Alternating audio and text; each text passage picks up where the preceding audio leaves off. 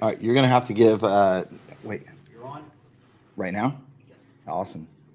Hey, welcome everybody to another wonderful episode of Super Investor Meeting, located high above grade level in the illustrious Humble outskirts area of Houston, Texas.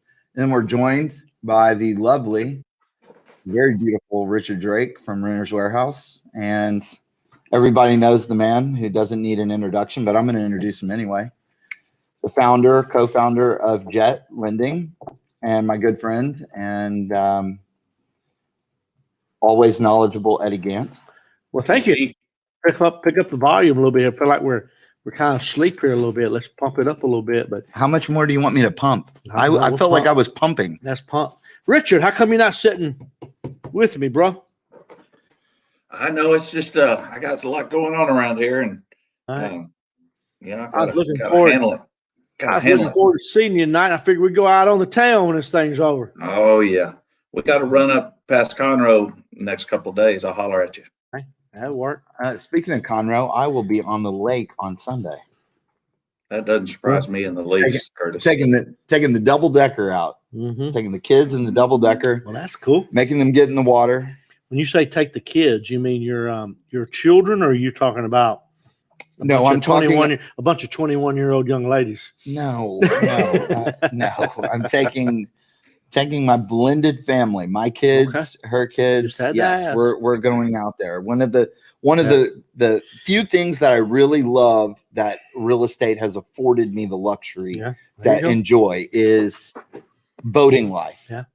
And I know Rich has a beautiful 5-acre ranch with some goats. We redesigned it. It's a beautiful house. You probably scored, I don't know, 300,000-400,000, maybe even more now, just on that little upgrade that you flipped your own personal house. Well, it wasn't a little upgrade, Curtis. You worked hard on that. I appreciate it. It looks good. Thank you, sir. What about you, EG? What's going on in your world? Well, I just got through fixing 23 houses with broken pipes. Now, don't let me mislead anybody. You didn't fix them. I didn't fix them. I wrote the check and approved it and directed traffic, so to speak, But 23 is what I ended up. I know what everybody wants to. We're gonna spend some time, because 1 week ago we're like 60 degrees different in temperature today. Maybe more.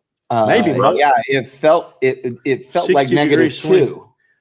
It was that deal only lasted 4 or 5 days. I don't know how everybody else feels. To me, it felt like 2 weeks. It felt like forever. It did. It felt like 2 weeks to me out there.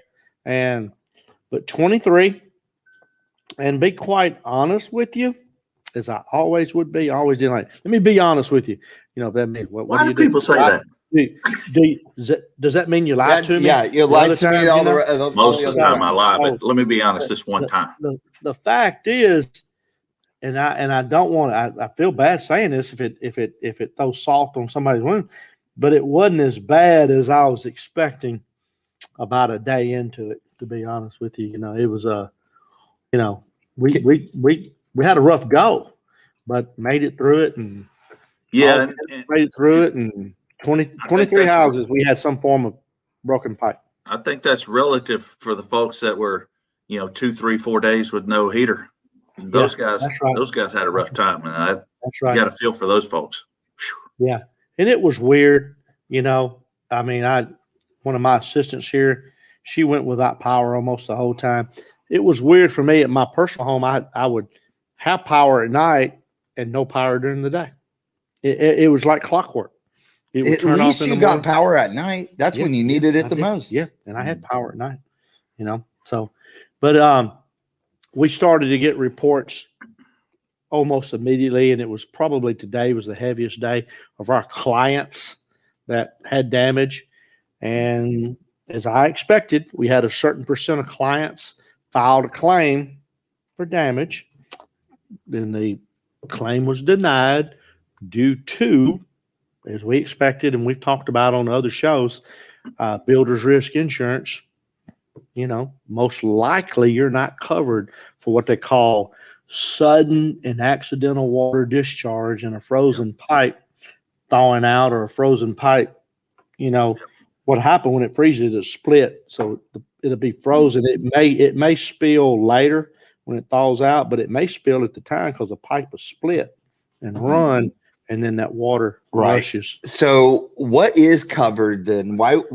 How can an investor protect themselves in case of this happening again? Do we have an insurance man coming on tonight? We don't. We talked about John, my guy, he's an insurance guy, but I'm not sure he does property and casualty the way he does a lot of different things. But I know quite a bit about this, and for the most part, you can bring him on if you want, John. It's John Higgins from Steady Marketplace. Steady Market. But when we bring him on, we'll just bring him on, and then he can. Hey, John, how's it going? Let's interrupt Rich while he's talking. That makes for a good podcast. Rich, finish what you were saying. You said, I know a lot about this, and then we got into something else. Finish, and then I'm going to come on, and then we'll turn it over to John just a little bit. So, John, what we're talking about is a lot of the sudden discharge of water claims that are coming through, and what kind of insurance would cover that. I don't know if you're a traditional PNC guy as well, but my take on it is, for the most part, an HOB will cover it. That's the high dollar replacement cost homeowners insurance, right? But if you go with a replacement or a actual cash value policy, the typical investor policy that's pretty bare bones, it's not going to cover it almost ever. You can add an endorsement on for that, but it's $3,000, $4,000, $5,000 worth of coverage, and the premium's pretty high for that. So it's almost not worth it. You say that today, but we don't have it on any of our houses, and we don't intend to add it. It's just not a good deal. John, Eddie. Yeah, let me jump in first, John. Then I'm gonna give you the floor. Okay, let's talk general. You got homeowner, meaning owner occupant. You got occupied, non-owner occupant, and you got vacancy of some type. So let's break it down into those three categories. It depends on the policy, number one, but generally speaking, a homeowner's policy, a policy for someone who lives in the house that's insured, it's owner occupied. Those policies are going to cover you for these types of events. If it's rental policy, again, it's a general statement, but you're probably covered for an occupied, non-owner occupant, meaning a renter. Okay. But when it's vacant, then third is vacancy or builder's risk. Typically, generally speaking, you could get an add-on. You could get it insured, but generally speaking, you're not going to be covered for this event. And that's what most of our clients are experiencing today. And that's what we have experienced in the past, in the very few times it's happened. Nothing like last week, but we've had this event before in a very minor, and you're typically not covered for a vacancy or builder's risk. But that's a generalization. Your policy may cover you, if you got specific coverage. Now I'll turn it over to you, John. I just want to speak that little piece, and you can tell me I'm way off base or good, but glad to have you. Happy to be here. Thanks for having me on. I don't think you're way off base at all. Rather, I think you hit the nail on the head, and Rich talked to it too. It's really about the level of coverage that you have, the type of coverage you have. At Steady, we actually don't do traditional insurance policies. We have a product that covers rental default, so tenant non-payment. So you all down in Texas had this kind of terrible event with the storm and the freezing and the bursting pipes. For us at Steady, kind of coronavirus has been that terrible event, that 100-year flood event. However, we've been able to perform quite well throughout the environment by working with folks like Rich and other professionally managed units. And as a result, things are looking up for Steady. I think the big thing to focus on here is, it's kind of Rich spoke to it, is cost benefit. Is it worth the extra premium in some instances to get that coverage for these one-off events like the pipe burst? Really, it's a business decision more than anything else. You're all business people, and you run numbers all day, every day. It's just like buying a house. Is it worth Is it worth bidding up another couple grand to make sure you get the deal, or does that break your economics on it? So I think it really comes down to the risk tolerance of the individual investor. Yeah, and on our end, we would not insure our houses at all if we had a choice. If we had, all of our houses uninsured, but it's part of our mortgage. We use leverage on our homes, so we have to have insurance to cover the damage to the property. But my take is, in the long run, with as many houses as we have, we could self-insure, and that's something that I don't necessarily recommend somebody with one or two houses do, but when you get up to 50 to 100 homes, it's something to consider. And again, how much risk are you willing to take? Let's go into that self-insured comment. Self-insured just a little bit. Let me ask you a question. I've been doing it 21 years. I know what you're talking about, but most of our listeners may not.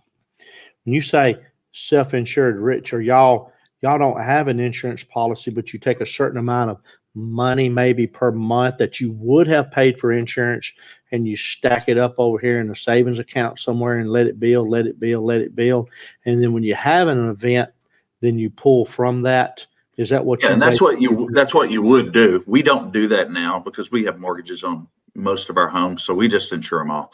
I don't think it's judicious to have 100 homes and have 4 uninsured, right? Because guess which one's going to have a problem, right? But if you have 100 and they're all uninsured, you save enough annually to cover buying a new house every few years. So that's something that we've gone back and forth on a lot. But with rates the way they are right now, there's no reason not to be leveraging these homes, and because the mortgage rates are so low. But let's talk about John's deal a little bit. Yes, so please. John and I met several years back. He caters to the property management industry for the most part. And what their original product was rent guarantee. So for our clients that choose this product, they basically don't have if a tenant moves out early, they may have 2 or 3 or 1, depending on which product they select, months of coverage where the tenant doesn't pay, said he's going to step in and pay their rent. So it's a pretty neat product. He's done quite a bit of that nationwide, and now we are just releasing a new product, and it's called Rent Up Front. So what they're able to do now is they're able to buy your future. Everybody here knows about owner finance notes, right? You could sell a note for a discount, right? Well, now you can sell your rental income stream at a discount a year at a time. So let's say you had $1,000 rent, which just for $2,000 rent, $24,000 a year, right? You take 10% off of that, so $2,400, and you can get that up front. Now, here's the best part. You only take a 10% discount, and 2, you don't take the collection risk anymore. Wow. And John has that product? John, we're doing that right now. All right. And this is not a setup. I didn't know that coming in. You just got my attention. Well, that's pretty cool. Yeah, that's good. What we've learned is that, landlords and investors alike are desirous of certainty and rental outcomes. And as everyone knows on this Hey, John, podcast, you got to tone it down then for this clientele. There's a lot of people from Mississippi in here, and they don't understand desirous and outcomes and all that. Okay. They don't want to lose out on their rent. Yeah, people want to know that the unit's rented, they're going to get that cash flow. Well, there's nothing more certain than cash in hand. So we'll deliver that cash in hand up front.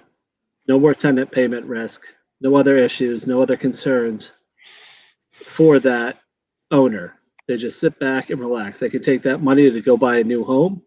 They can take it to renovate the home. They can take it and invest it in Bitcoin. It's a non-recourse transaction.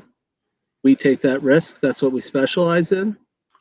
And we partner with folks like Rich, who are big, obviously risk mitigants for us. We can't just do this with any person off the street. We've now got counterparty exposure to our partners. So we want to ensure we work with the right people that we know, and also that we vetted. And so far it's been well received, and we're excited to continue rolling it out. Man, I'm learning new words every time I talk to these Wall Street types. Counterparty exposure. Sorry, you're over our head, man. Sorry, Rich. Rich could take my money and run. So I need to know Okay, Rich is a there you good go. guy. And I need to know that Rich has the right controls in his business to make sure that if Rich doesn't take my money and run, someone else might take my money and run that works for Rich. So so we just need to ensure that we're in business with the right folks. So what he's saying is Joe Blow homeowner can't get this product. It has to be a property management company that he's already approved, and he knows that they're legit, they're honest, they're good at collecting rent, that kind of stuff. Okay. That's pretty Looks pretty interesting. neat. Yeah. Talk a little bit about the rates. And John, if you offer the product, Rich brought it up earlier. Rental loss, is it called rental loss insurance? Is that the proper terminology? It's rent default insurance. Yeah. Can you expand on that just a little bit or go back over that just a little bit about what we're talking about here for a landlord like me that owns, I don't know, let's just say a guy owns a bunch of properties. He owns 100 properties. You could own 100 properties. You could own just one. The rent default insurance is essentially indemnifies or protects the property owner against lost rental income for the tenant not fulfilling their obligations, not paying the rent, eviction, skips, disappear in the middle of the night, etc. The way the pricing works is it's based on the property address and rent amount, and it runs through a pricing algorithm that instantly produces prices for various coverage options. 6 weeks of lost rent in a year, 2 months, 3 months, 4 months. And provided that the landlord, the owner of the unit, meets the tenant meets the qualifications for the tenant, meaning they have a minimum credit score or income to rent, etc., then they're suitable for coverage. The owner can then buy the insurance directly on our website or inquire for the insurance. And in the event of a claim, they can submit the required documentation to collect on their lost rent. I'm sorry, John. What we've done here is we have a partnership with Steady. So if you sign up for any of our upgraded, concierge type management programs, the Steady insurance is included, and we handle all the paperwork and the back end, so you don't have to mess with it. But go ahead, John. I'm sorry. Yeah, no, and that's to Rich's point, and we actually the pricing is better for professionally managed properties because our risk is different versus someone that's a weekend warrior, flipping houses, buying one property on the side, but has a full-time job and maybe doesn't have the time to handle that eviction or get it re-rented right away. So it increases our risk. Meanwhile, you have someone like Rich who's got a whole operation that's well-oiled machine and picking tenants, leasing units, replacing, evicting poorly performing tenants, getting those units rent ready again. So yeah, John, and there's a question for you down there. Does Steady do collections or evictions? We don't. We don't. We focus and isolate just on the tenant payment risk, and we have products surrounding the tenant payment risk.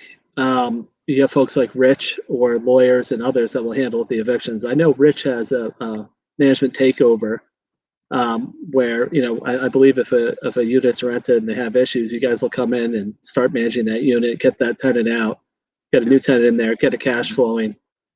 With our new products, you could go to Rich, get that poorly performing tenant out if they've stopped paying rent or broken the lease, get re-rented with a tenant that meets our criteria, and get your cash out maybe up front for a unit that hasn't been cash flowing for 6 months with all the eviction bans and everything else.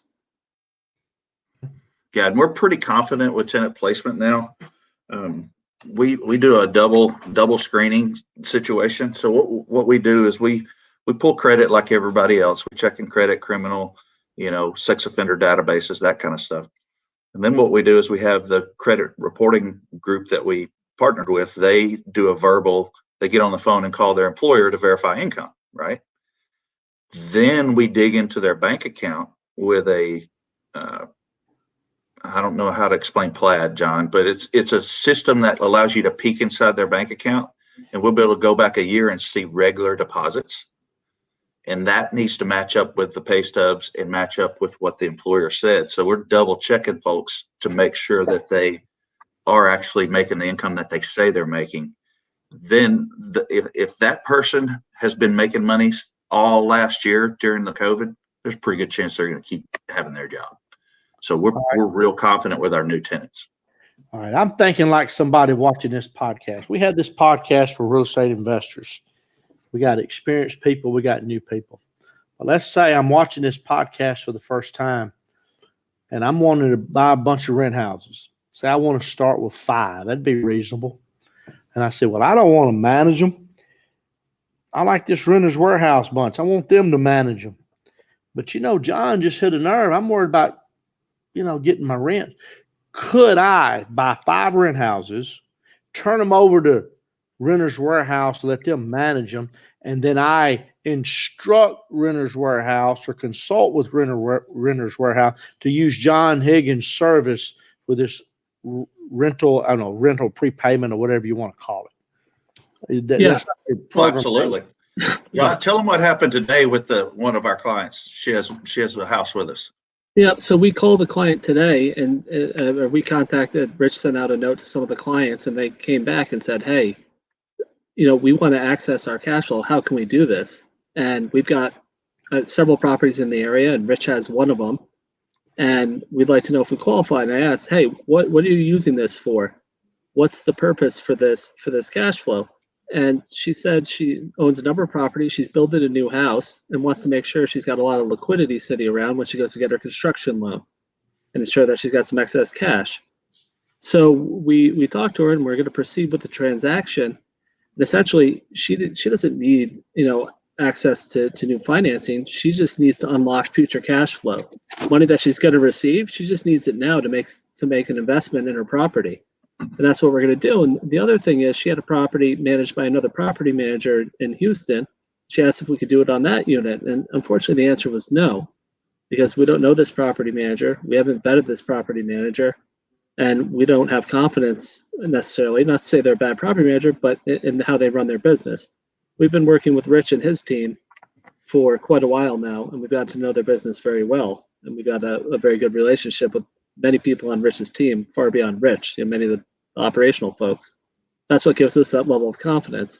So for this owner, what they'll end up doing, they'll access this cash flow to maybe improve the financing terms they're getting on their construction loan, maybe show some reserves. It's their money. All we're doing is allow them to get it a little sooner. Yeah. Well, we're all no different than when we buy paper. People buy notes, and everybody here, John's familiar with, buying owner finance notes or even partials, buying part of that future cash flow. So. Yeah, I mean, it's your money, but we've taken a step further. So now you're relieved from the tenant risk as well. So it's more than just kind of a financing tool or unlocking cash flow. You're also removing risk. And Eddie, down the road, a year goes by, you can do the next year's income too if they renew the lease. So you could do 2 or 3 years in a row with the same tenant. Mr. Higgins, are you ready to do that program with a hard money lending company? Sure. Okay. You tell me what you want to do. Okay. Rich will tell you. I'm pro business and creative. Maybe not as creative as Rich. Yeah, he is creative. John. Yeah. There you go. Okay. Well, John knows all these folks with hundreds of millions of dollars in Wall Street, and I don't know how you can afford to raise kids in New York, man. What part of town do you live? Well, I lived in Manhattan till COVID hit, and then my wife was 7 months pregnant at the time, and her and I both got COVID, so we've been out in Connecticut since. But I'll tell you, Connecticut's no cheaper. About an hour outside the city, and it's ridiculous. So 1,000 square foot, 1 bedroom in Manhattan, just in a decent building, apartment, not a house, a decent building, not the nicest. I would say with all the 3 months rent free and everything they're doing right now to get people in there, effective rent's probably like $3,000 a month. That's down from maybe $4,000, depending on where. But you get apartments that I'd say the lowest you'll pay in Manhattan is probably $2,500. How much of your $3 a square foot in New York, though? Excuse me? How much of your exposure is inside of New York or California or the high rent district? None. We've got no exposure in New York. We have some exposure in California on the rent default side. We like places that have reasonable landlord-tenant law, and places that we can understand the risk we're taking. Political risk is not necessarily a risk we want to take. I guess it's present everywhere. You see that in eviction moratoriums, et cetera.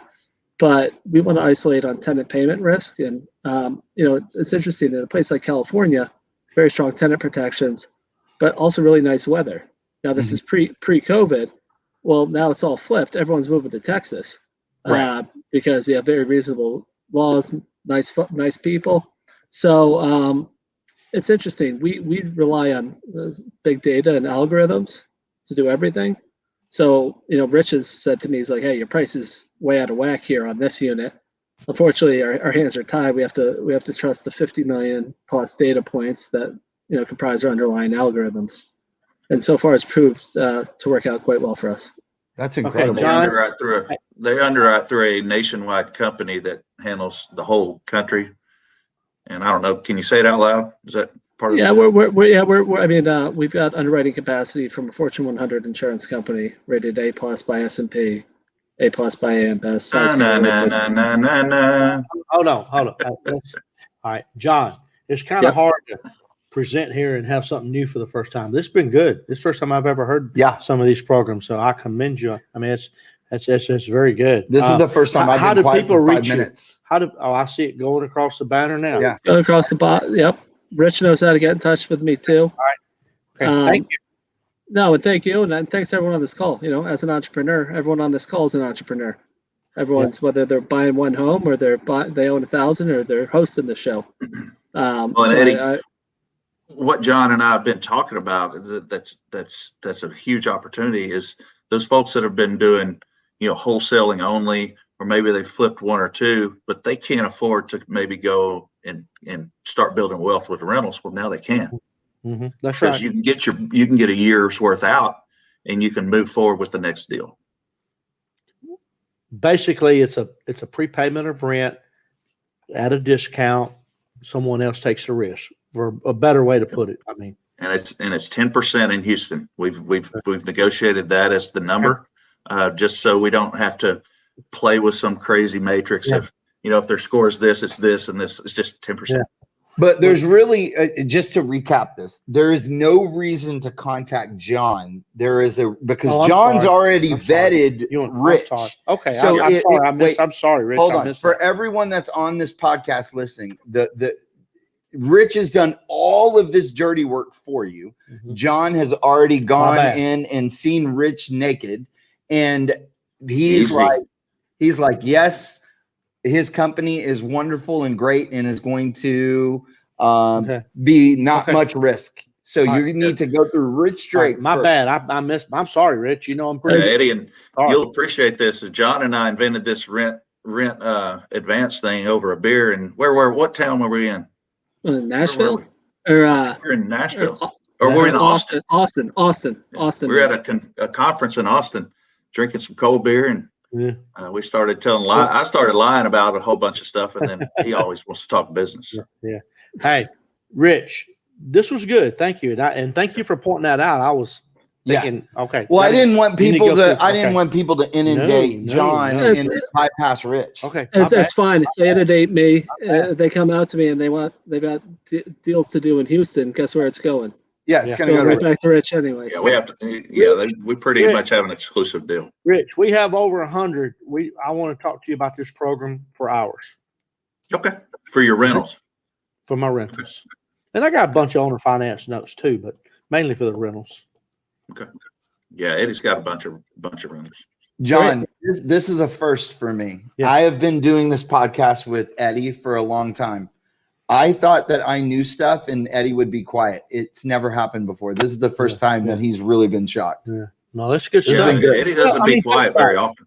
Everybody hears new stuff, but it's the older you are and the more you've been around, it's harder to hear a new innovation that's really got your attention. This is really good. And this has been a good one. This got my attention. And well, the 10% discount was generous, I think. I think that's not bad at all.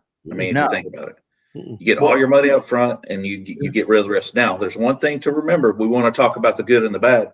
You still got to do the repairs if something happens, right? Mm-hmm. You're not handing over your property to someone else and they deal with everything. You still owe your mortgage, your taxes, your insurance. And if there's a repair, we'll still take care of it for you, but the owner's got to pay for repairs. Yeah. Thank you, John. Thanks for being with us. Thank you. Appreciate it.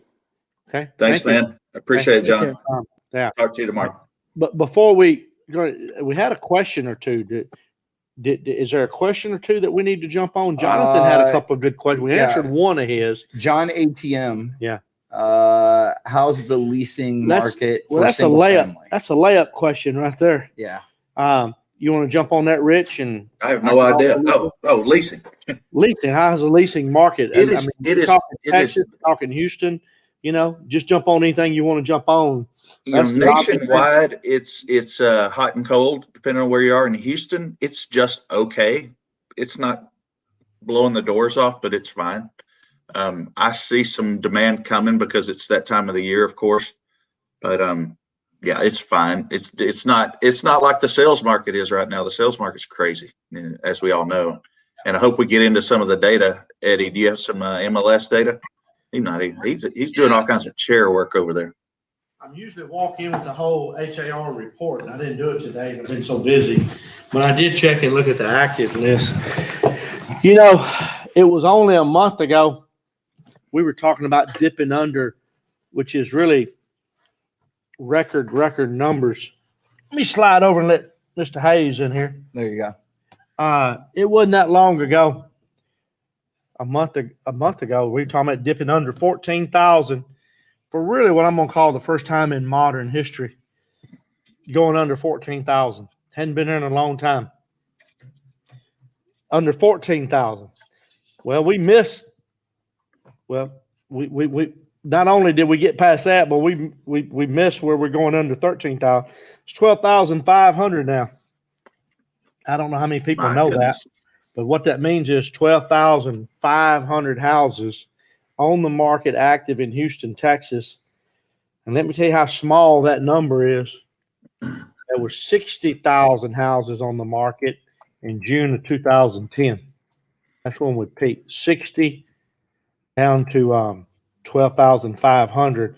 When COVID started, which I have circled on my calendar as Monday, March the 9th is COVID Monday, it was 19,044. It's written big numbers, 19,044 on my wall calendar. So we're going from 19,044 during COVID to 12,500 today. And that's incredible. Never predicted that, would we? I've said on this show, I would have lost that bet. Me too. So the good news for real estate investors is if you buy a house, you're going to sell it. The bad news is it could be a little more difficult to buy them right now in this market. Sorry, But I couldn't quite hear you. You want to turn that off? Please repeat what you said. He said something sounded like Siri. But the distressed market, a famous man in this business before me and Rich were in it. Big bad Ken, probably. Rich Ken in Dallas taught us a long time ago, over 20 years ago, that 2 to 6% of the total market is the distressed market. 2 to 6% of the total market is the distressed market.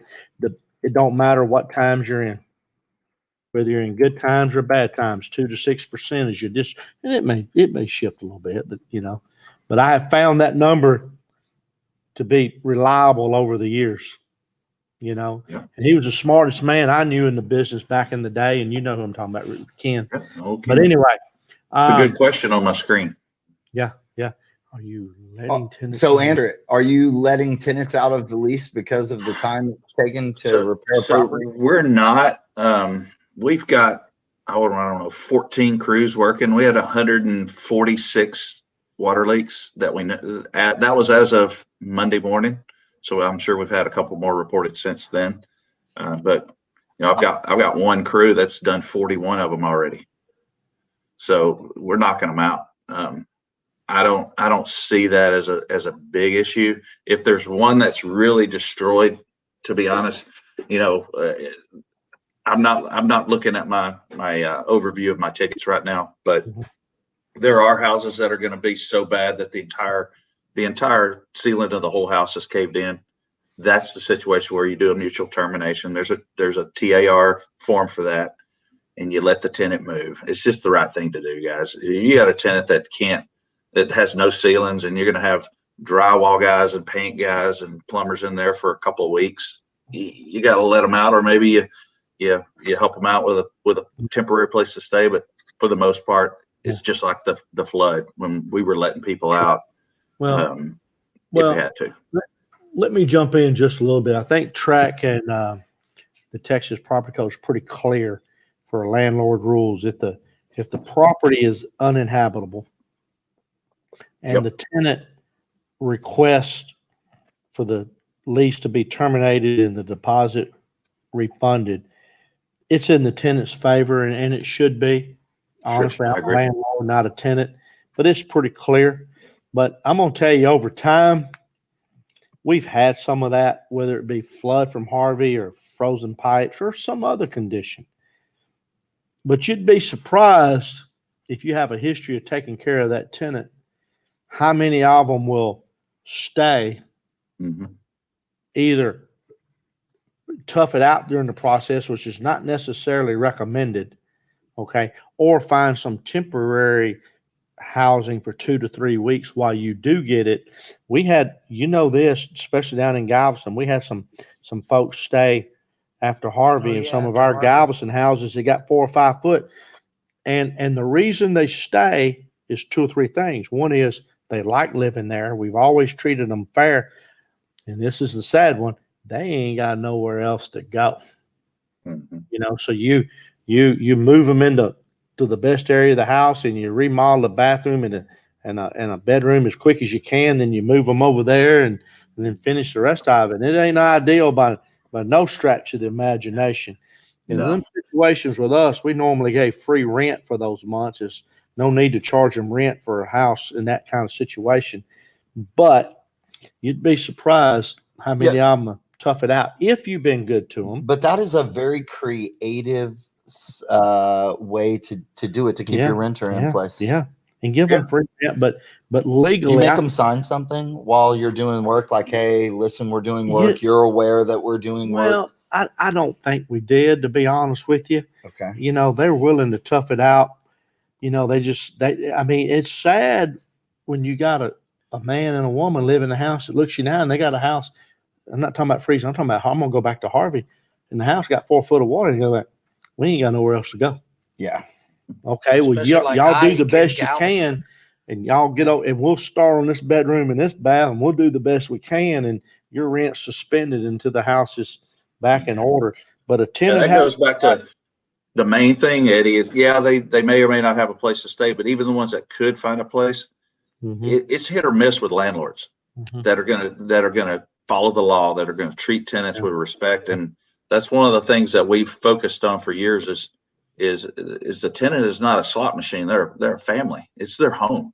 Yeah. And so the biggest part of the most important part of this whole equation is the tenant. If you make that tenant happy and you take care of them and you do what's right by them, they'll renew that lease forever and you'll get rich. If you don't, they're going to move out and you're going to have turnover. Well, take care of your tenants. Johnny don't get up here often, so let's let him say something. Right. The golden rule on this stuff is pretty simple. You take care of good tenants and you get rid of the bad ones. I mean, that's just the way you got to be. And take care of good tenants means whether it's Harvey or frozen pipes or some other situation. But go ahead. You don't get up here much. What's your name, young man? I've got a radio face, so they don't let me get online much no, I'm Johnny Hayes. My friends call me Johnny Cash with Jet Lending. So no, but thanks. What's your name? I hadn't seen you in a long time. Curtis. What was the last name? Your mama. Okay, gotcha. So no, but thanks for the time. No, I just want to come in and say a few things. I mean, it was a tough week last week. We've been contacting our clients out there at Jet Lending, trying to work with them. I mean, we all know investors are investors, and when surprises happen, it's the investor's deal. But us as a lender, we kind of take these things on as, we like to help our guys make money, and we put them in good deals, and we want to be there for them in times. But the investors understand they've got to do it, but we're there to help them in these tough times as well. But what I do want to bring up today, because I listen to this show every third Wednesday. I may not be on it, and this happens to be the fourth because of the little disaster we had. But I just want to bring out a good point tonight. For those of you that don't know and don't listen to us all the time, we have one of the best loans and products out there for real estate investors. We call it our no-draw loan. It's for investors that are newer in the business that may not can handle a big rehab. We have a relationship with Fast Track here in Houston and also a company in Dallas that if you let them give you a turnkey bid and they'll get in there and get these things usually fixed in about the third of the time that most investors take. You will learn this business by watching the experts do it. You'll get in and get your house on the market quicker and get refied quicker as a tenant. It may cost you a little 5 or extra % to get a turnkey bid, but you could sit out there and watch how this thing works. You'll save on holding costs. You'll sell it quicker because it'll be a great product. You don't have to cut corners or deal with contractors, everything. So for those of you guys out there that are new and you're scared to sometimes go talk to hard money lenders, give Jet Lending a call and let us maybe put you all together, because I can promise you, if it's not a good deal, we're going to let you know up front. We're here to make sure you're getting in good deals. If you can get in good deals and make money, we're going to help you fund those deals for you. So you guess why? So you can do more deals and we'll have a great relationship long term. That's probably why we've been in business 17 years. And Eddie, we may be a little more gray-headed in the next 17. So, but that's my key deal today, and I'm just happy for the time to get on here and talk to our crowd. We got great followers. I'll second that. They will tell you quick if they think it's not a good deal. They'll tell you, because what good does it do for them to get into a bad deal? What good is it for you to get in a bad deal? That's right. You know, you see lenders take people down a road all the time, and then they don't close. Well, why would you want Jet to take your money for an appraisal and then it doesn't appraise, or there's not enough equity in it? They just tell you up front and go find the next deal. So I appreciate that. One of the things I most appreciate about Jet is that. Yeah, Rich, and I think, we spend a lot of time and effort with our clients up front, and we don't charge them anything for that experience to say, hey, if this is a good deal, then now let's move forward and now let's get an appraisal order, because we've got a good idea with our over 3,000 loans and Eddie's experience of flipping over 1,800 houses. I mean, we've seen it all out there and we pretty know what's going on, what it costs. And we want to make sure that you got the right numbers, not by what somebody else is telling you. And then let's move forward. If not, then maybe you go negotiate a better price, because, hey, we are the experts in the business. It may be a great house, just not quite the great price. That's right. And they pretty know about this stuff. Throw something at us, Director. This is your show. I was just wanting to know what the new ballpark at Arlington was like. Pretty nice ballpark. Pretty nice ballpark. I saw a picture of you nice. sitting right up against the visitors' dugout. Let's put it this way. If you've been to Jerry's World, the same people that built Jerry's World spent as much dollars in that baseball field. It is very nice. It's about as nice as I've ever been there. You went too? Mm-hmm. Okay. I didn't know that you went. But I went on the 2-day trip. Johnny went on the 4-day trip. Tell Tell us about that picture. Tell us about that picture. Is he gonna go high up in the draft? The kid that came in the game and shut everything down? Oh, he's a good player. He's just a sophomore, true sophomore. Oh, he's sophomore. He has one more year after. Struck out 10 of 12. Yep. First 3 bases loaded, nobody out. That's pretty impressive against UT. And they ain't exactly pitching to a JUCO. Yeah. UT came into that event. They're ranked ninth in the nation. All 6 They left were in the 0-3. top 10. They left 0-3. Texas Yikes. Tech came in there. Ranked Ranked third. third in the nation. They left 0-3. There's some big time talent at that. Yeah, it ain't like pitching to a Gant or something. No, it ain't These are like real doing hitters. that. It'd been easier. Yeah. All right. Well, throw something at us. This is a real estate event. Let's talk. What do we need to talk about to help people? What do you think? It's February, getting ready to be March. Good question here as well from Kyle on Facebook here. He's one of our customers, one of Youngblood's old buddies from college. I know Kyle told him. Yeah, I do too. What do you think being a big room? You have to say it out loud. Do you think it Well, would be a bigger rental demand after the winter freeze? Well, and tenants moving? I think temporarily, yeah, because I you got agree. a certain number of displaced tenants looking, and we had a little surge in calls, but we didn't have many vacancies anyway. You had 3 or 4, and they just come vacant. So, yeah, in general, but I think with most folks, and Rich, you give your numbers, we've been pretty high occupancy for a long time. When I say a long time, a few years, and that hadn't changed during COVID in 2020 and into 21. We've been pretty high occupancy the whole time. But to answer Kyle's question is basically yes. And there was a similar question earlier. We kind of got by about it, about how's the rental market and, for single family residents. It's been strong for a long time. A freeze like this, an event like this is a short duration effect, but it is a positive for landlords in terms of you got any good properties that are vacant, probably can fill them pretty quick. Rich, your thoughts on the question? I agree with you, Eddie. It's more of a temporary nature. There'll be some homeowners that are displaced getting their personal homes done, similar to the hurricanes, where they want to rent for 2 or 3 months. There's going to be tenants that are going to be declared, their house is going to be declared uninhabitable. So there will be some people jumping around. We always have 30 to 50 houses on the market because we're bringing on new units every month. So, we're able to a lot of times move a tenant from one unit to another if the house they're in is uninhabitable. Yeah. So. This is a short-lived event, in my opinion. And in a few months, it'll be a memory, in my opinion. It's not something that's going to impact us very long. My buddy Frank has the best question. Okay. The best question I've seen all night. Okay. Will there be a rental increase? Every year. Well, it's been, Okay. But the question is how much? You mean much? due to the freeze or just in No. general? Well, with the price of today, I paid for a 3,000 square foot 2-story. Today, I paid $8,000 for OSB. The day before that, for first floor framing, I paid $12,000. You cannot build houses any longer. The price of lumber futures for March was up 924%. I don't disagree with any of that, but that's cost to construct. The price for rental is going to be supply and demand. I'm going to tell you is the amount of people that are coming here from places like New York, California, are going to be looking for places that they're already used to spending $3,000, $4,000. Well, the answer to the question is yes. Rents are going up in Houston, short and long term. All right. But listen to this.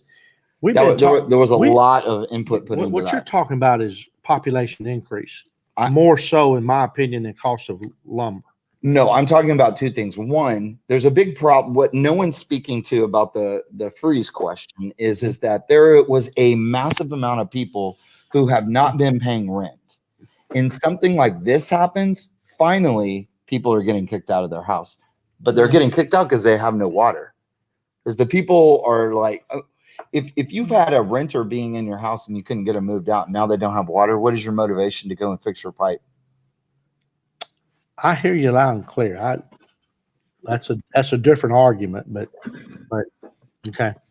So I think that's a sensitive one right there. That's a sensitive one right there because we had 3 or 4 people that were behind on their payments. Pipe froze, pipe bust. What do?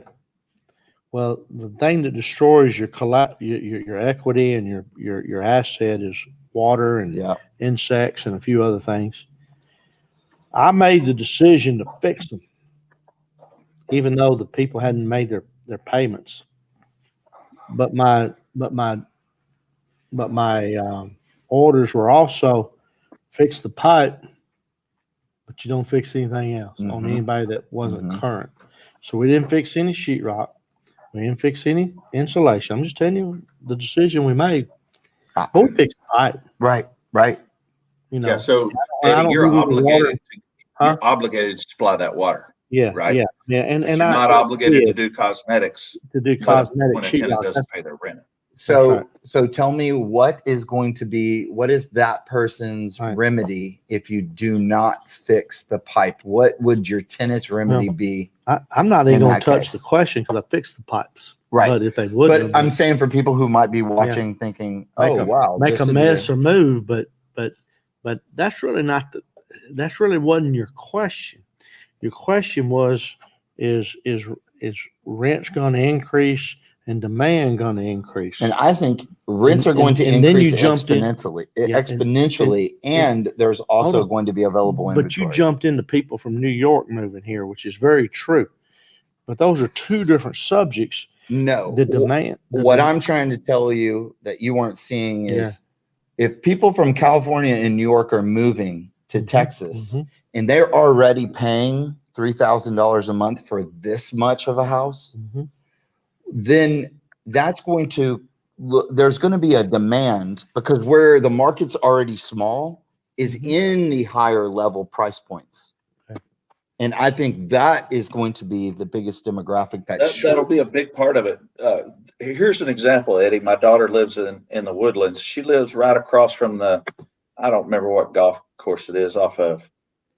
You go on Rayford Sawdust, you take a right on something, and it's to the right, a little cul-de-sac. Anyway, she's like a $250,000 neighborhood. Okay. One of the lowest neighborhoods in the Woodlands. Her neighbor just sold a house for $380 and it appraised. And people are making offers from California without seeing the houses because they don't care that a 2,500 square foot house is $380. They think that's a bargain. Right. And it's 100,000 more than any other house in the neighborhood. But now there's 4 or 5 comps. So now, that's the new market. All right. Well, that's all fine and good, but y'all are commingling 3 or 4 different issues Yeah. here and trying to make them But it's one. still interesting. One is No. is rental repairs on a pipe. One is people moving from New York or California. No, Those are all separate issues that impact us, but they're separate issues. no. You can't have that argument There and was have two, those variables in there. there was 2 separate questions. One was what is going to be the effect of the freeze, and the other one is okay. What's going to happen with the rental market? Where do you see the single family rental market, leasing market going? Right. And I'm saying, I feel like because of the pandemic, because of people moving here and corporations are moving here, like Palantir is moving here. Okay. Tesla's Different moving. variables, agree. But hold on. The frozen pipe thing, go back to it just real quick. It's a short-term thing. It ain't gonna have anything to do with rental rates increasing. I never, no, that that ain't gonna have nothing to do with it. that's not what I'm People saying. That was moving from available California inventory. and New York. I want Johnny to jump in here because there's reasons people are moving from California and other places other than the things we brought up already. Tell them about high school sports, what you've experienced in your high school baseball and college baseball experiences. You've talked to a bunch of people who's got kids playing, and why are they moving to Texas from California? Well, it's This mainly is because bigger than you think. it's in the South and it's warm and you can play year round. That's one thing. And the competition. I mean, the select deals. I mean, But COVID's got something to do well, with it. COVID does because I was just we're saying. more opened up in Texas. That's right. That's one thing. Yes. Okay. And I think you take baseball. Baseball is the only sport that never really got hit hard with COVID. Now, granted, Major League didn't have fans, but you go to every neighborhood and every city in the South, those Little League teams didn't stop. The parents were all going to the games, and all these kids kept playing baseball. Because it's an outdoor activity. Because it's an outdoor activity. You can social distance, and you're spread out on the field, and you're not into contact with each other. And that's a huge part. And I think with the vaccinations and things going to be more and more of it coming out, I think we'll see baseball even open up more as the months go. But the whole point was there's a lot of people from other states, California for one, that are moving to Texas because their kids can play sports, and a lot of the sports in other states are shut down. Well, and there's a lot of people moving to Texas because we do not have the restrictions that the blue states have. Well, that's right. And That's right. what they call the shutdown states. Yeah. So right. when they're moving here and they're already, we have much more friendlier taxes and stuff, which is keeping our property values down. But with the cost of lumber increasing and the amount and where everyone is focused on right now is the same old $75,000, $120,000 house, which is great for rental, but that's also a certain type of clientele that's going to be renting. What we were talking about just there that Rich gave an example of was $2,000 a month rent. And John Higgins said in the previous part was that $3,800 to $4,000 was the standard rent for a very small 1-bedroom in Manhattan. And I think that those people could probably get a 3,000 square foot house in a great neighborhood, go into Katy, Cypress, Woodlands, you can right now. Yeah. right? Well, The upper end price points, there is less competition, and those people are still those houses are going to rent fast. Well, the migration of people into Texas is not new. Have been going on for a while and going to continue to go on strong, I think is your point. And maybe even stronger right now. Maybe even But stronger. Texas is still one of the most affordable places to Yeah. move. Yeah. I mean, yeah, we've Right. seen What- prices go What's up. population but in it's Texas still today? very affordable to live here. I don't know. It's I know. 5 million for Houston. It's 29 million people Yeah, in plus. Texas. We're not at 30 yet. We're getting close. What's it going to be in a decade, according to the statisticians? 45 million. 40. 40. Yeah. We're going to be at 40 million in 10 years here. I got something important before we sign off, Eddie. We Yeah. need to talk about. What's that? So everybody knows about the eviction moratorium with the CDC, right? Yeah. Supposedly it's going to expire March 31st, but you know, we're subject to politicians changing that, right? That's right. We met with an attorney who has successfully fought this and won, and we're figuring out how he did it.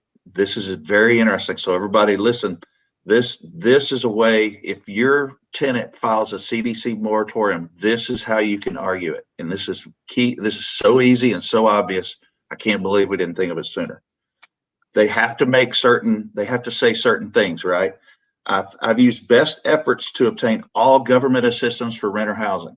We're sending them stuff for these assistance things, and they're not doing anything with them, right?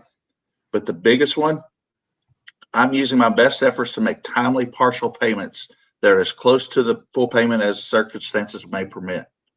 We're sending these people things, and they're not paying a penny. Mm-hmm. And if they're not paying a penny, they could have paid $100. Everybody could have paid a couple of bucks, right?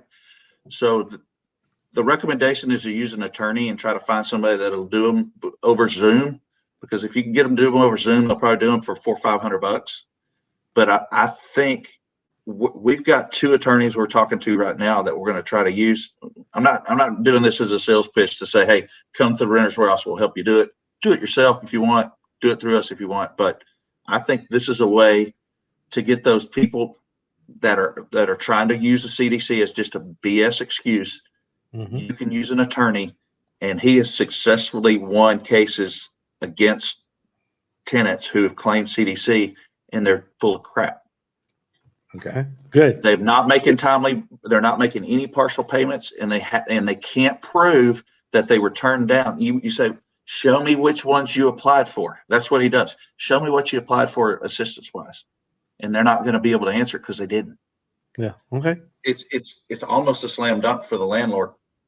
That's good. And I think that's something we can seriously take advantage of and get these the people who truly have a problem that's different than the people who are just not trying. Okay.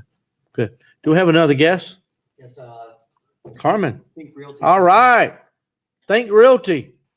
Hey, Hey, How you doing? welcome. good. How are you guys? Where's the jacket? Come on, Eddie, Johnny. 79 to 80 degrees. Right Yeah, now. yeah. I'm I had it sweating on. in here. I had it on last week. Yeah. When I was showed gonna my say. driveway. That's what I was going to say. Were you wearing it last week? I'm glad to see y'all are doing good. We're doing good. What you got for us? Well, I'm excited and thankful that you guys are letting me be on here. I appreciate it. But I definitely wanted to come on and let everybody know about our upcoming event in March in Houston. We've been asked to come back to Texas, and we really wanted to come to Houston. And Jet, you guys are going to be such a big, influential partner for us there. Eddie's going to kick off our morning, be on some panel discussions. I'm ready to see people again. I don't know if everybody else is, but I'm tired of not, having to be at home all the time. We are having a hybrid event. Think Realty is all about keeping everybody safe and appealing to everybody's, means, but be ready for, I'll just leave that out. Let me not say that. Carmen, Yes. there's a lot of people here that don't know who Think Realty is. Yeah. Give us a 30 second. That was what I was 30 30 seconds. 30-second pitch for us. We are really a media platform for real estate investing. We are a no sales platform in terms of stuff like that, but we want to be a safe haven for investors to come if they're looking to get started investing or elevate from single family to multifamily. We have a media publication in the form of a magazine that you can look at online. We're really there to provide tools and resources to all real estate investors, no matter their level of experience. And in doing that, we have a couple of events every year too. We've had to change the way we do things and have them hybrid. So we do have in-person events, but we stream them live as well, which has really changed the game because anybody in the country can see what's going on in the different markets that they want to be in. There really is zero excuse to not be there in some capacity to learn and network with other like-minded investors. So that's a quick pitch on who we are. All right. And you're going to be in Houston with a big event, an in-person event. And you said also virtual, but Yeah. But let's talk about the in-person. You're going to be in the Galleria area in March 26th, 27th. Have I got that right in my mind? You got it right. You got it right. I'm going to Okay. put the link to the event in the chat box, and then everybody can go see all the Carmen details. is scrolling across the screen now. Rolling across the bottom. Yeah. Yeah. That's how Eddie knew the date. No, I already knew it. No, But you it's- couldn't see that yeah, far to yeah. read those little But, letters. but I'm looking for, I agree with you, Carmen. I'm ready to get back out, and me and Johnny and Rich and Curtis need to have a conversation on when we can, and Alex is over here directing traffic to our right. Y'all can't see him. Of when we can get our show back on the road in person, but we're looking forward to it. It's going to be a pretty big event, and you're down in the Galleria, Marriott, maybe? Yes, Marriott Loop, West Loop. Hey, and Carmen, it also says either in person or online, if they'll use the Jet 50, they'll get 50% off if they'll sign on. That's correct. That's correct. So 50% off no matter what. So it's essentially a BOGO if you have a business partner, or just if you're a solopreneur and want to come, it's 50% off for you guys. BOGO is buy one get one, so you don't have FOMO. Oh, I thought that was that big ball you used to play with. That BOGO I ball. thought it was a clown. That's Bozo. All right. What else, Carmen? You got the floor here. Anything else you can tell us kick started a little bit? We all 70 degrees, and are you Kansas City or Atlanta? I'm actually in North Carolina. That's what I said. You are Atlanta and North Carolina. Yeah, I'm a little bit warmer than Kansas City most of the time, but it's been cold here too. So, yeah, but we're excited to be there. Again, we're getting back out live, virtual as well. We will be following all the protocol. We'll say that, because of what we're dealing with in the pandemics, in-person tickets are limited. Virtual, we can really accommodate as many people as we want. But bring your questions. I encourage you to check the website out and look at the speaker lineup. It's quite impressive in my opinion. Lots of panel discussions instead of individual presentations, which I really like. It's more interactive with people. You can ask a lot of questions, get multiple insights. A build to rent panel, a state of the market panel. Eddie, you're going to be on a panel when you're looking for a fix and flip lender. Mm-hmm. Really where the markets are shifting from single family to multifamily to build to rent, what all the lending tools are going to be needed inside of that. Now's a really good time. I always tell people there's always a time to make money in real estate. It doesn't matter what's going on. And we're going to see a lot of things change in the next, 6 to 12 months that are going to change the landscape for some of us. So I encourage everybody to be there so that they can find out what's going to be going on especially in the Houston market, if that's where you're looking to invest, and, nationally as well. So, and, Jet Lending is also sponsoring our cocktail reception. I think that's a great place to network. That's really when Cocktails. Yes. Cocktails. Yes. You know how to throw a party. So. Yeah. Jet's not one to skip out on a cocktail party. Hey, you said something we ought to piggyback on just a little bit here. You said things are going to change a lot in the next 6 to 12 months. Yeah. With Alex and Johnny in the room and Rich, you two, my friend Curtis, have things changed much in the last 24 months around here? It's gotten crazy, but it's just changed. And I have no reason. Things have changed. I've been doing it 21 years. There's been more changes the last 24 months than probably any 24-month period I've ever been in this business. Would you agree with that, Rich? It's been an incredible change. I mean, Yeah. everything's completely different. Yeah. It's old country song, Tracy Lawrence. The only thing That's constant. constant is change or something like that. Yeah, old country song. That's Yeah, true. we say isn't that it? around the office when our employees complain when there's another new process change or another new product rollout, because it's a lot of work on the back end, right? Yeah. You guys know you're building the process, and we say change is the only constant. It Yep. is. So true. All So right. if you don't change, you'll die. If you don't innovate. That's true. All You right. got to stay up with the times. Houston's still a great place to invest, and data's definitely still Yep. showing that. So right. it's going to stay on the map. All right. We're going to be at the Marriott March 26th and 27th. We'll be there. We'll Thank be there you. with Think Realty. Thank I'm you very excited much. to see you guys. All right. Thanks. Thank Bye, you, Carmen. I'll see y'all in a month. All right. Bye-bye. I still don't really know what Think Realty does, but I'm going to get online. It's a and- national platform for education. national platform for education. Okay. Mhm. They All don't. right. It's not a big salesman thing. They if you get on their newsletter, it's twice a week. They got a real article out. Yeah. Yeah. It- So I they think you're like travel. a smaller version of Bigger Pockets, but just for real estate. Gotcha. Well, they are just real estate, and they kind of do a little bit of I'm going to say it's a blend between, I'm going to say it's 80-90% investing, 10 to 20% what I call more conventional real estate thinking. So it's a little bit of a blend, but heavily slanted to our world. But they're broader than you think. They're coast to coast. This is the first time I've even heard of them, so I have no Yeah. thought. Yeah, they're pretty big outfit. Okay. They've been around, but I Interesting. think they just started to promote the Think Realty name branding. What do you think, Alex? 2 or 3 years ago? 2 years ago? Wow. They've operated under other entity names other than Think Realty. Well, that's a good name, though. Think Realty is a good It is. name. It's decent. It is. It's good. It's Yeah. good. We're If it- running over, but that's okay a little bit. if Let's talk. Can a I few minutes can I more. can I Yeah, share sure. something? Yeah, Okay. Yeah, go. So if anyone's looking for anything in person, I'm hosting 200 people. I'll be at the Real Wealth Academy on When is that? I-10. When is that?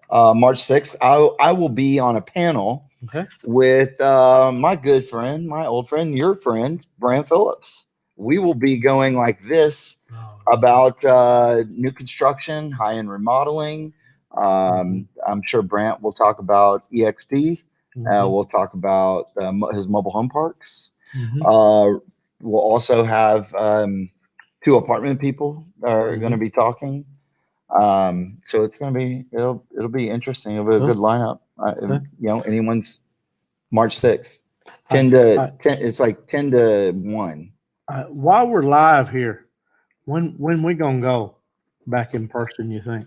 Well, yeah, we can talk about we that got one. we got 1,000 friends missing us every month. Yeah, well, even if we put it, like, even if we had a place that could do 1,000, I am sure some people would be not comfortable going until there's more of a couple more months down the road. But I think for the people who do really want to go, we need to find something for them to do. What you think? What's your thoughts, you and Rich? Place 100. That Kirby's Ice House was great. Yeah. That was I was going to bring that up. That's a good spot. Yeah, it was. It wasn't bad, was it? It wasn't bad. Great. It's great parking. It's good, easy to get to, and then the establishment itself is very nice. Yeah. You got to get work it ready. All right. Well, we need to think about that. Yeah. And I'm itching to do it. I like the live in person stuff. Yeah. I do. I agree with you. Well, everybody get a better look at you, Eddie, because you're so damn good looking. They can't stand being away from you. I get it. I understand. Alex, you want to jump over here and add anything? All right. Short and to the point. So we good? Yeah, What do you think, Rich? I enjoyed it, man. Yeah, it was I'm good. glad John got to get on. That was a last minute idea that Alex had. Yeah. I thought he brought a lot of value. Yeah, I want to talk to you more about that. That's Yeah. got my attention. We may do John and I may do a special deal and do an hour, and we'll send out to everybody to invite if they want to do a Okay. Q&A, just All just John. All That right. might be helpful for people to get a better idea how he does All right. things. All right. I'm getting ready to do a video as soon as we have the red line version. Me and Alex talked about it today.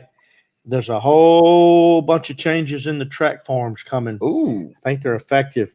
I think it's April 1. And it's been about 2, maybe 3 years since there was real big changes. There's changes every year. I pride myself on being kind of on my game on those track forms. So I'm probably going to do a presentation video on the track. Oh yeah, I'd love to listen into that.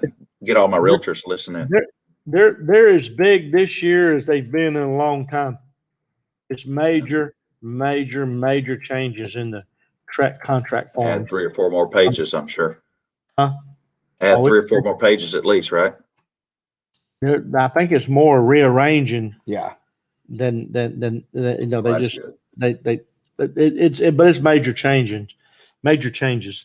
So God, I'm having so much fun tonight. I hate to end it, to be honest with you. Any questions we want to jump on? Alex, anything? Let me see if I have Any anybody good ones? That's it. There's quite a bit, so Quite a bit, huh? All right. Okay. Well, All right. everybody, we Well, I appreciate guess we'll you shut it joining down on. then. I guess we'll shut it down then. Thank you for another wonderful episode of the Super Investor Meeting Online Investor Game Day podcast. Renters Warehouse needs to manage some more houses. Jet Lending needs to loan some more money. The end. Contact More Rick, money. contact Johnny and Alex Cut. and Eddie. All right. All right, guys. Thanks, Take guys. care, guys. Enjoyed it.